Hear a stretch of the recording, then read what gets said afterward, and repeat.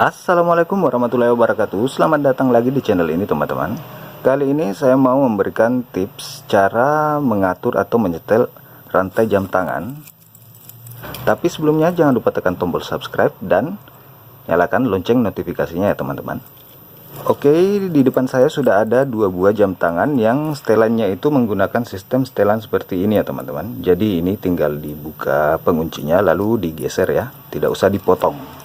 Nah, alat yang kita butuhkan sangat simpel. Kita cuma membutuhkan obeng kecil seperti ini, obeng minus. Dan ini ada lubang setelannya. Kita masukkan obeng ini dan congkel penguncinya. Lalu atur ya. Atur sesuai pergelangan tangan kalian. Tapi sebelum mengatur rantainya, ada baiknya kita mengukur pergelangan tangan kita dulu sebelum mengaturnya. Nah, jika dirasa sudah sesuai dengan ukuran pergelangan tangan kalian, silakan dikunci. Tapi untuk menguncinya kita harus menyesuaikan dengan jalur dari rantai jam tangan ini.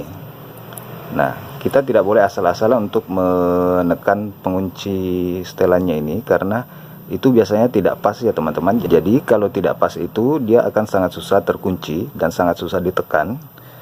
Kita tekan sedikit saja dulu, kita tekan pelan, lalu kita raba. Nah, jika sudah sesuai dengan jalurnya, dia akan mudah untuk ditekan seperti ini. Ini belum pas.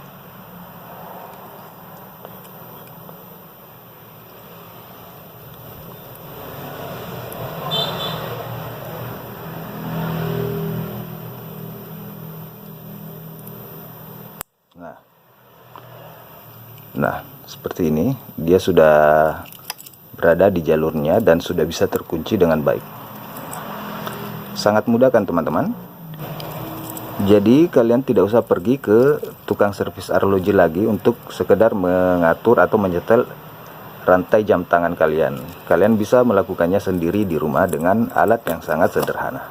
Oke, kita coba sekali lagi di jam tangan yang satu ini. Nah, kita buka penguncinya,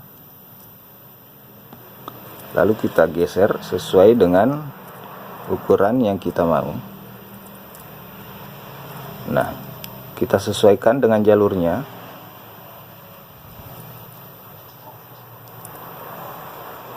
Nah, sudah bisa terkunci dan sangat mudah kan teman-teman?